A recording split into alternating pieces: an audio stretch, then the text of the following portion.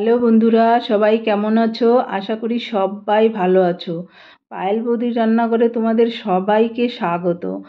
আমার রান্নাঘরের আজকের রেসিপি ঝিঙে আলু দিয়ে রুই মাছের পাতলা ঝোল। বন্ধুরা, এই গরমে দুপুরে পেট ঠান্ডা রাখতে ঝিঙে আলু দিয়ে রুই মাছের ঝোলের জুড়ি মেলা খুবই ভার। বন্ধুরা, খেয়ে খাইয়ে একদম মনের তৃপ্তি। বন্ধুরা, রেসিপিটা ভালো লাগে লাইক অ্যান্ড শেয়ার করো এবং চ্যানেলটিকে সাবস্ক্রাইব করে দিও। পাশে থাকা বেল আইকনটিকে ক্লিক করো যাতে আমার নতুন রেসিপি সবার আগে তোমাদের কাছে পৌঁছে যাওয়ার জন্য। বন্ধুরা, ঝিঙে আলু এত শরীর মনকে ঠান্ডা রাখে কি বলবো। বন্ধুরা, তোমরা তো জানো এই ঝোলটা খেতে অসম্ভব টেস্টি হয়। তাই নিয়ে এলাম ঝিঙে আলু দিয়ে মাছের ঝোল। চলে যাচ্ছি মূল রান্নাতে। নিয়েছি এখানে 5 পিস রুই মাছ। দেখো বন্ধুরা, 5 পিস রুই মাছ নিয়েছি, গাদা মাছ, আর নিয়েছি লম্বা লম্বা করে একটু মোটা করে কেটে রাখা আলু, আর একটু মোটা মোটা করে কেটে রাখা ঝিঙে। ঝিঙে তো একদম নরম সবজি, জানো গলে যায়, তাই একটু মোটা মোটা করে কেটে রেখেছি। আলুর সঙ্গে মিশিয়ে কেটে রেখেছি মোটা মোটা করে। আর এখন আমি মাছের মধ্যে দিয়ে দেব নুন আর হলুদ, মেখে নেব মাছের মধ্যে। বন্ধুরা, ভালো করে মাছটা ভাজার আগে নুন হলুদটা খুব ভালো করে মাখলে দেখবে মাছের ভাজার কালারটাও সুন্দর হয়, সবজিতে দেওয়ার পরে কালারটাও খুবই সুন্দর আসে সবজির কালারটা। আমি এখন নুন হলুদ ভালো করে মাখিয়ে নিলাম। বন্ধুরা, চলে যাচ্ছি রান্নার পদ্ধতিতে। নিয়ে নিলাম একটা কড়াইতে দিয়ে দেবো পরিমাণ মতো সর্ষের তেল মাছ ভাজার জন্য। আর তেলটা গরম হলে দিয়ে দেবো অল্প একটু নুন, যাতে কড়াইতে মাছগুলো বেঁধে না যায়। বন্ধুরা, এই প্রসেসটা অবলম্বন করলে দেখবে কখনো কড়াইতে মাছ বেঁধে যায় না। এখন আমি দিয়ে দিলাম নুন হলুদ মাখানো মাছগুলো এক এক করে সব। আর এটাকে খুব সুন্দর করে ভেজে নেব। বন্ধুরা, দেখো একটা পাশ হয়ে গেছে, আমি এখন এটাকে উল্টে দেব। মাছগুলোকে সব মাছগুলোকে উল্টে দেবো। বন্ধুরা,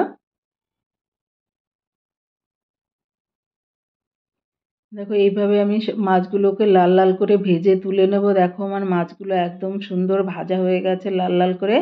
আমি এখন এই মাছগুলোকে তুলে নেব। বন্ধুরা, খুব কড়া করে ভাজার দরকার নেই, মিডিয়াম করে ভাজলেই হয়। কড়া করে ভাজলে মাছের টেস্টটা নষ্ট হয়ে যায়, তবে ভাজা মাছ খেলে একটু কড়া করে ভাজা উচিত। এখন ওই তেলের মধ্যেই দিয়ে দেবো লম্বা লম্বা করে কাটা আলুগুলো। আর আলুগুলোকে আমি খুব সুন্দর করে ভেজে নেব। বন্ধুরা, তাই আলুর মধ্যে দিয়ে দিচ্ছি অল্প একটু হলুদ আর অল্প নুন, যাতে আলুগুলো খুব তাড়াতাড়ি ভাজা হয়ে যায় আর সুন্দর একটা কালার আসে। দিয়ে দিলাম অল্প নুন। এটা শুধু ভাজার জন্য বন্ধুরা, ঝোলে নুনটা আমি আরও পরে অ্যাড করব ঝোলের মধ্যে। দেখো আলুগুলোকে আমি খুব সুন্দর করে ভেজে নেব একদম লাল লাল করে। দেখবে সবজিটা যত ভালো ভাজা হবে সবজির টেস্টটাও খুব সুন্দর আসে তত। তাই আলুগুলোকে আমার একদম লাল লাল করে ভাজা হয়ে গেছে। দেখো এখন আমি দিয়ে দেবো লঙ্কা গুঁড়ো অল্প, যে যার লঙ্কাটা যে যার দেবো, হলুদ গুঁড়ো লঙ্কাটা যে যার পরিমাণ মতো দেবে, কেউ কম বেশি করে নিতে পারো লঙ্কাটা। দিয়ে দিচ্ছি এখন পরিমাণ মতো গরম জল। আমি আমার রান্নাতে দেখবে বেশিরভাগই গরম জল ইউজ করি। গরম জল ইউজ করলে ঝোলটা যেমন টেস্টি হয়, রান্নাটাও খুব তাড়াতাড়ি হয়, আর সবজির কালারটাও খুব সুন্দর আসে। তোমরা ট্রাই করে দেখতে পারো যারা ঠান্ডা জল দিয়ে ইউজ করো, ঝোল রান্না করো তারা।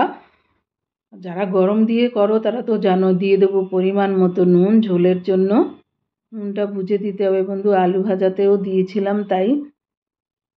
এখন ঢেকে আমি রান্না করে নেব 6 মিনিটের মতো। দেখো ঝোলটা আমার ফুটে উঠেছে।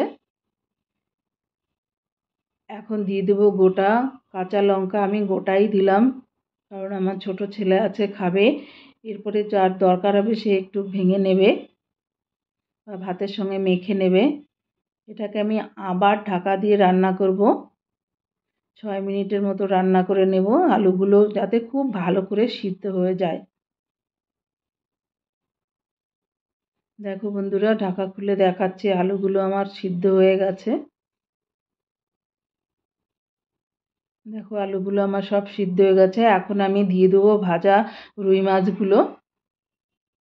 আর দিয়ে দেবো ঝিঙেগুলো। আমি কিন্তু ঝিঙেগুলো ভাজিনি বন্ধুরা, ঝিঙের থেকে প্রচুর জল বেরোয়, তাই সেই হিসাবে ঝোলটা দিতে হবে।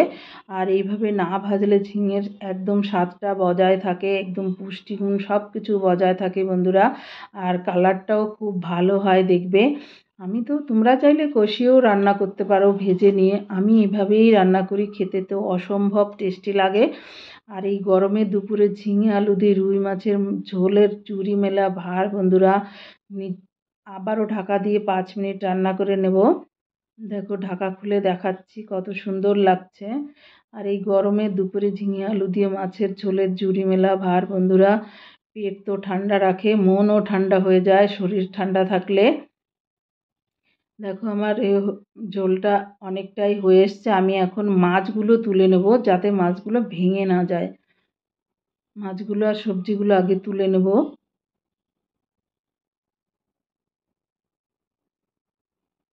দেখো সব মাছগুলো আমি তুলে নেব, আর বাকি তরকারিটা নামিয়ে কড়াইটা পরিষ্কার করে নিয়ে ফিরে আসছি। দেখো চলে এলাম, এখন দেব অল্প তেল বন্ধুরা। আমি ভালো করে কষিয়ে নিয়েছিলাম, তাই ফোড়নে বেশি তেলের দরকার নেই, দিলাম অল্প তেল আর একটা তেজপাতা।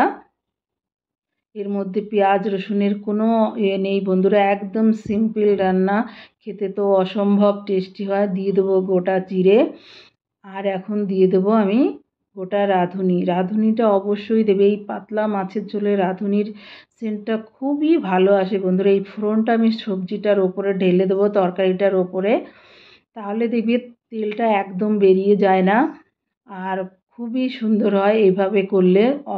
আর ওই তেলের মধ্যে দিলে দেখবে সব তেল উড়ে বেরিয়ে যায়। দেখো আমি যে মাছটা রেখেছিলাম সেই পোর্শনটা আগে ঢেলে দিলাম, সেই তরকারিটা। আর এখন বাকি ঝোলটাও ঢেলে দেবো আমি।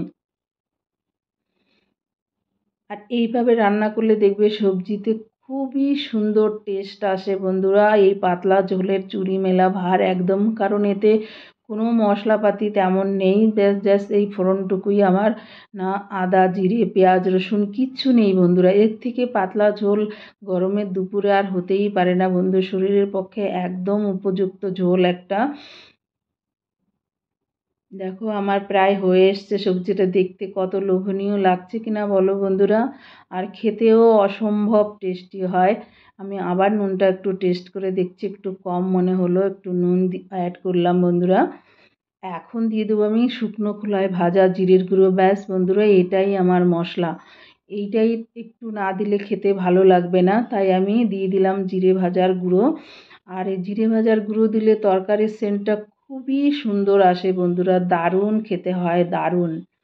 আমার রান্নাটা একদম রেডি হয়ে গেছে বন্ধুরা, আমি এখন নামিয়ে সার্ভ করে দেখাচ্ছি। দেখো কত সুন্দর দেখতে লাগছে, লোভনীয় লাগছে কিনা বলো বন্ধুরা। ঝিঙে আলু দিয়ে মাছের ঝোল আমার একদম রেডি। থ্যাংক ইউ বন্ধুরা লাস্ট অবধি আমার ভিডিওটা দেখার জন্য।